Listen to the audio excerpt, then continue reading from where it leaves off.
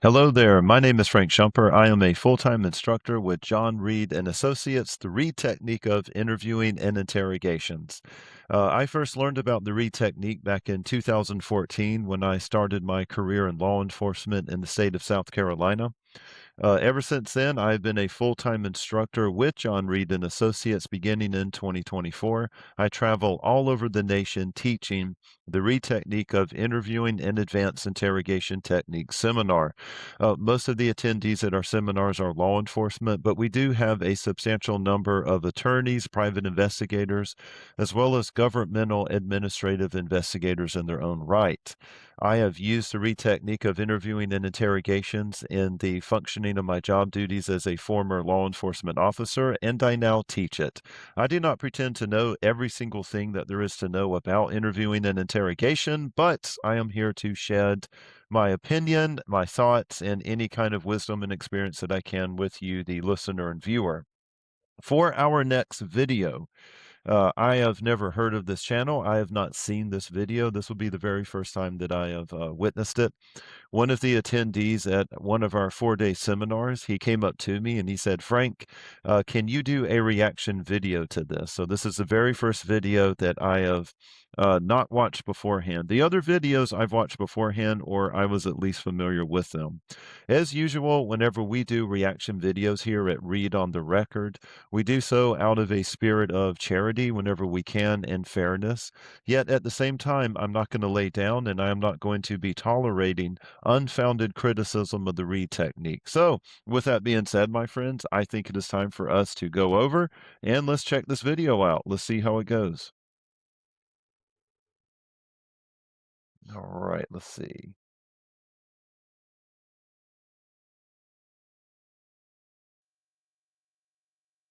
Most people believe interrogations are designed to find the truth. However, in practice, many interrogations are structured to produce confessions, and those goals are not always the same. The most influential confession-driven method in modern policing is called the Reid technique. Today, we're going to break down what the Reid technique is, how it works psychologically. So I am unfamiliar with this channel. I don't know much about it, but I can already tell that the Reid technique is probably not going to be getting a fair shake. You can just tell a lot of this stuff by the lighting in these videos, as well as by the spooky music that you hear in the background. He's already said that a lot of interviewing techniques out there are designed to learn the truth, but they do anything but. A common trope by the critics of the Reid technique. And why it can lead innocent people to confess to crimes they didn't commit, even when there's little to no physical evidence. We will examine the specific mechanisms that work, walk through. So this part's kind of strange on his video. I have seen a scene like this. If you are familiar with Simon Into the Shadows, I did a reaction video to this, me and my co-host Dan Malloy, a couple of weeks ago, and the scene that I'm looking at in this creator's video right here is, it looks like it was ripped from Into the Shadows. I mean, it looks like it was ripped straight from it. So either this is just some kind of a video that's floating around out there that's available to creators, and they can just kind of insert it into their creative projects, or this is something that the creator ripped off of Simon Into the Shadows. I've already kind of given my comments on this. This looks like an AI generated video. I thought that Into the Shadows did it. Very poorly generated. It looks like a bunch of AI slop. How the technique is structured, look at real cases where it produced false confessions, and explain why the pattern persists. And it continues to be used, despite decades of warning.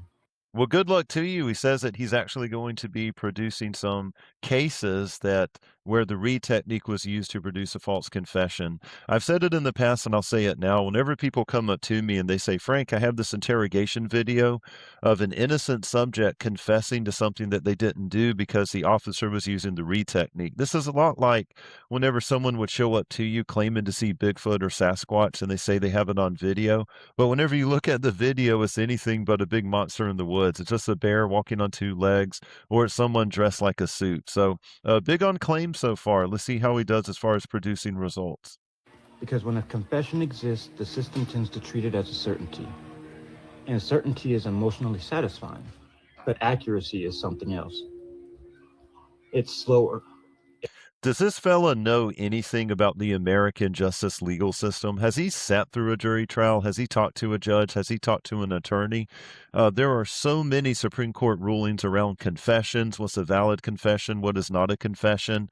What makes a confession certainty or what makes it independently substantiated? So far, what I'm getting from this person is I'm getting some images that look like they were ripped off of Into the Shadows. I'm getting your standard shotgun word slop. So, but I should take a more charitable view, like I said in the very beginning. We're not even a minute into it, so let's see what happens. It's quiet, and it often conflicts with the stories we want to believe. Why confessions feel final.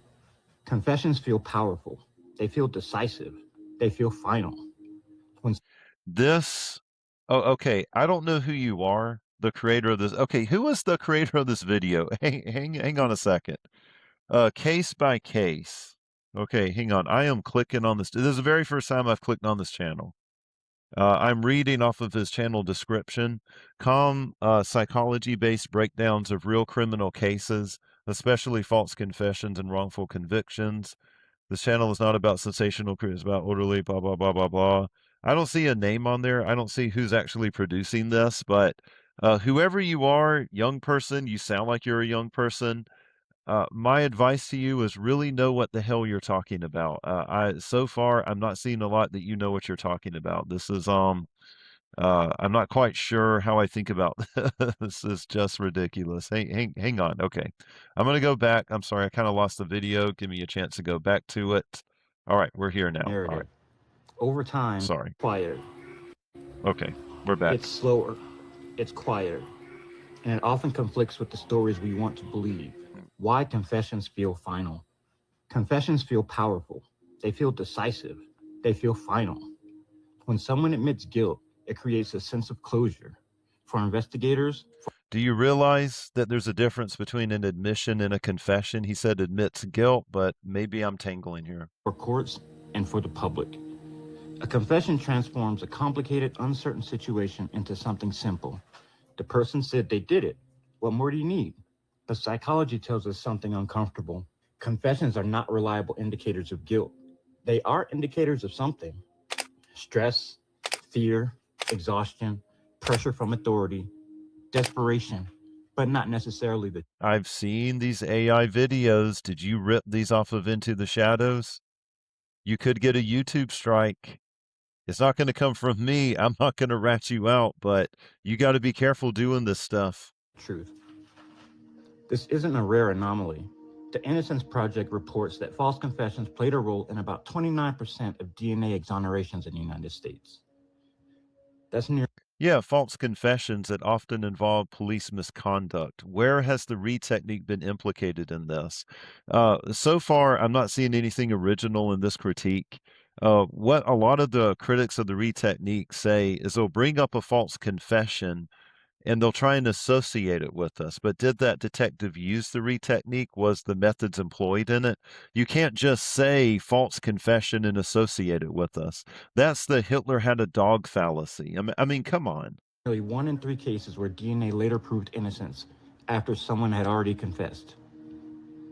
And those are only cases where So, just from a quality of the video standpoint, it's hard to hear the narrator's voice. There's background music that's playing, background music that often appears on John Michael Goldier's channel, I would like to say, of Event Horizon. So, I'm not sure. I mean, I believe that John Michael Goldier's background music is public domain, but you want to talk about being unoriginal, my friend. You are just ripping videos off of other people's channels, even the background noise. But can you talk a little bit louder? It sounds like you're underwater. Now, the audio quality on Read on the Record is not 100%, great quality, but I'm having a lot of trouble hearing the narrator at this point. biological evidence existed. DNA testing was possible, and appeals were pursued long enough for the truth to surface. The National Registry of Exonerations has documented hundreds of false confessions cases. In almost every single one of those false confessions, my friend, it involved police misconduct, excessively long interrogations, really, really rough techniques that we've never taught and we do not advocate here at John Reid and Associates. Right now, what you're doing is guilt by, it's not even guilt by association. We had nothing to do with this. Um, as a full-time instructor with John Reid and Associates, as one of their employees, as someone who has used it and used the Reid technique, I mean, come on. It's 1989. That's not a tiny statistical fluke. That's a structural pattern. Many of the most famous wrongful convictions involve detailed confessions Again, another ripoff from Into the Shadows. I thought it was just one or two, but give me a break. that were later proven to be false. These weren't vague admissions, they were detailed Here it accounts is again. presented to juries as definitive. And yet, they were wrong. To understand why, we have to understand the system that produces them. What is the Reid technique? Oh, holy hell. Oh gosh. How is he going to handle the Reid technique? This isn't even a good argument. What he made before. Let's see, where are we at? We're almost 3 minutes in. He's tried to do guilt by association. So what is the Reid technique? Okay, tell us, unknown person, whatever your name is, what is the Reid technique? The Reid technique was developed in the 1940s and 50s by John E. Reid, a former Again, I swear this could have come from Into the Shadows. I swear you ripped this off of their channel. What a little. Chicago police officer and polygraph examiner. Reid believed he could develop a psychological alternative to physical coercion, more effective, more humane, and more reliable than brutality. So it looks like you Googled image some of our products. These books up here, these are great. Let's look at the one on the left. This is authored by one of our former senior investigators, real high up in the company. He's been there for decades, Dave Buckley.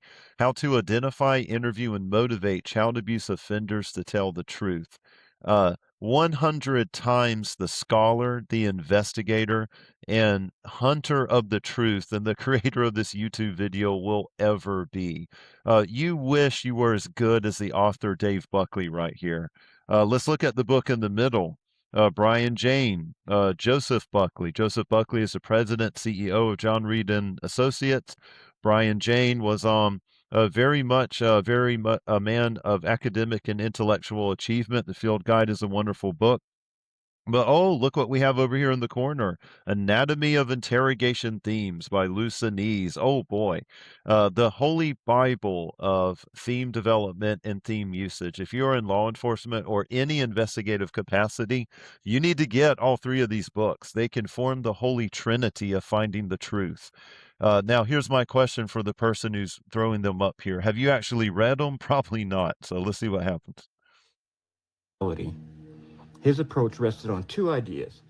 First, that trained interrogators could detect deception through behavioral cues. No, John Edward Reid never said that, and he never taught that.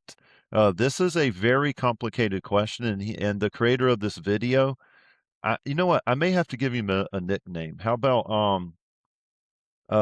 let's see here. How about Mr. Clueless? Mr. Clueless right here is saying that John Edward Reid taught that a person in an environment could, read truthful and deceptive behavior. He didn't. He believed that the most you could do was make a probability assumption of truthfulness or deception.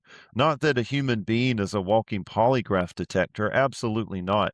And only within the confines of a behavioral analysis interview could somebody make any kind of degree of detection of truthfulness and deception. Second, that psychological pressure could elicit the truth. Reid formalized this approach into a training program and a company that still exists today. Over time, the technique spread widely. It offered something law enforcement institutions wanted, a structured process that promised results. It does work at producing confessions. We have actually been around since 1947. We are the oldest interviewing and interrogation school out there, my friends. You are going to be very, very, very well served by signing up for one of our seminars. Learn the Reid technique of interviewing and interrogation. You absolutely need it. We are not the best thing out there at getting a confession. We are the best methodology of interviewing for discovering the truth. It's part of why it persists, because confessions look like success immediately. Meanwhile, False confession No, we persist because we've simply been out there the longest, and we are the most effective methodology at determining the truth. Mr. Clueless here is reporting something that most of our critics say. Most of our critics say that we don't care about finding the truth, that we are just to get a confession. Well, guess what? We have had some of these false confession experts understand I'm sorry, on the stand under a deposition and under oath, and they never say that when they're under oath because they know that it's a lie and they know that they're trying to spread falsehoods. are usually discovered years later, if they're discovered at all. That time gap matters. It creates the illusion of effectiveness, even when the method is systemically unsafe.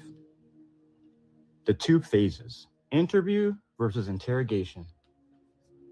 The Reid technique has two phases. There's actually three phases to the Reid technique. There is a factual analysis, there is the interview, and then there's the interrogation. But we won't quibble right here.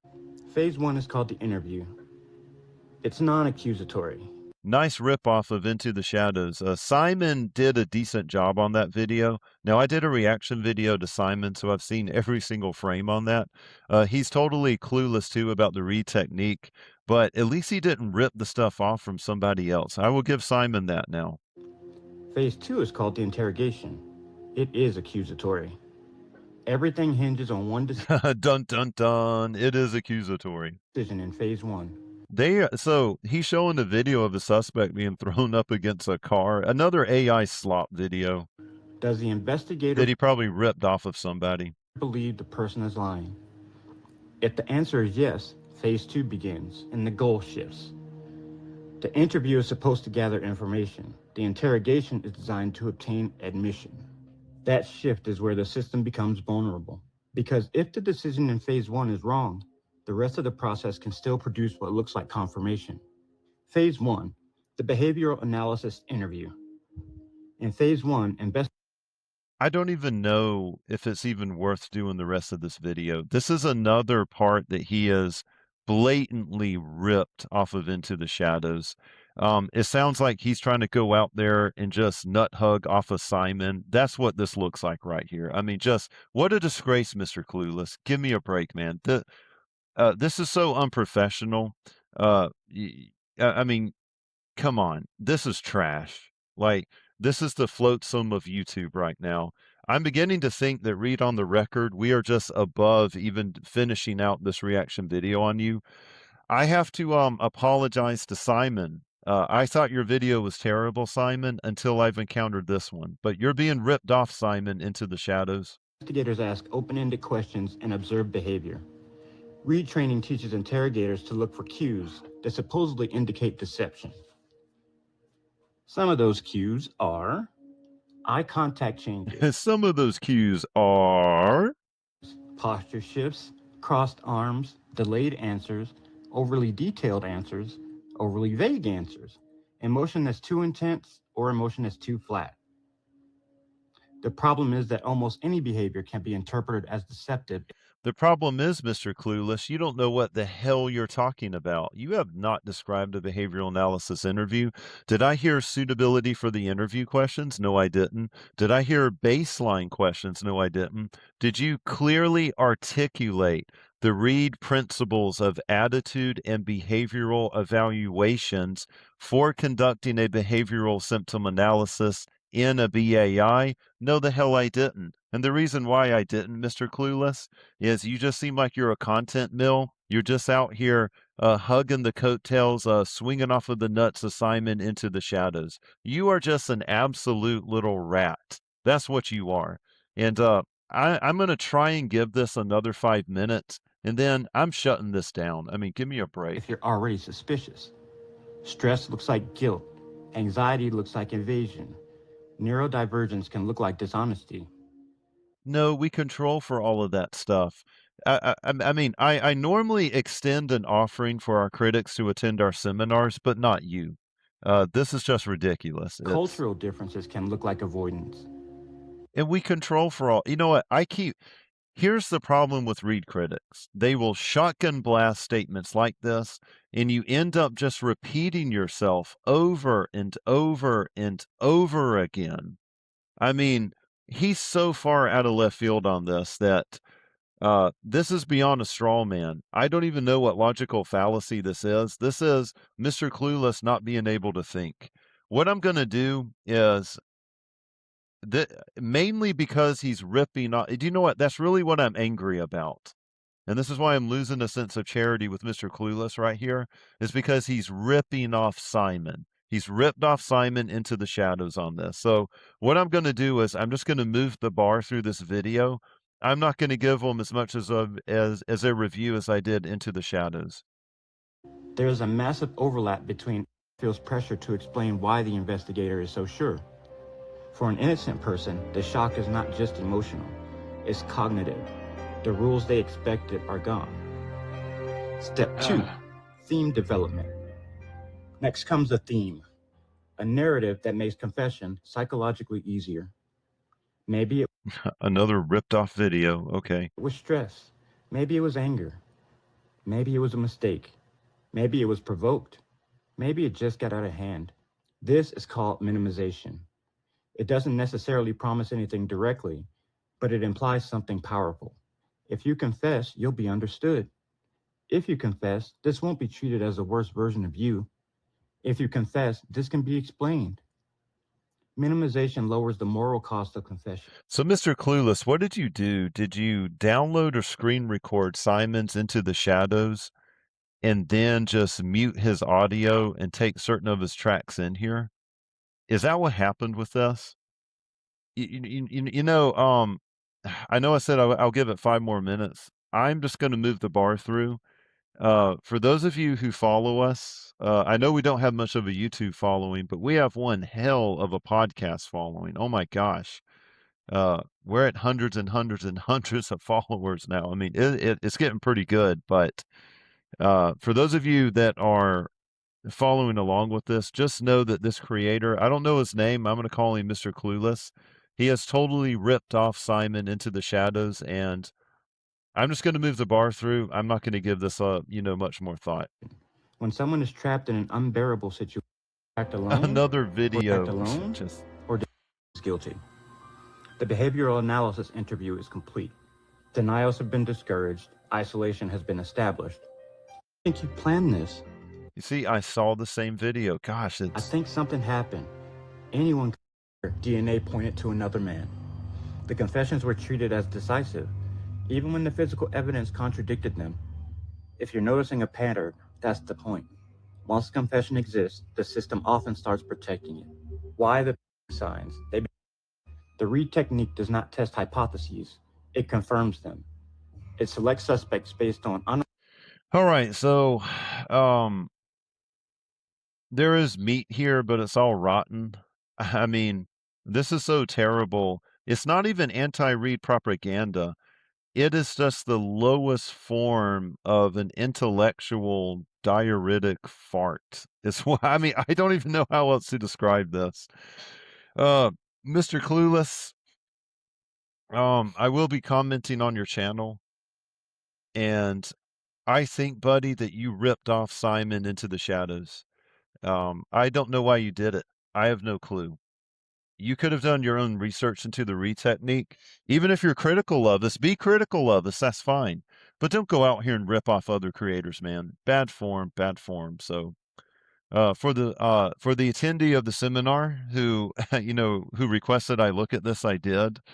If you want a more thorough debunking, check out the video that me and Dan Malloy did on Simon Into the Shadows.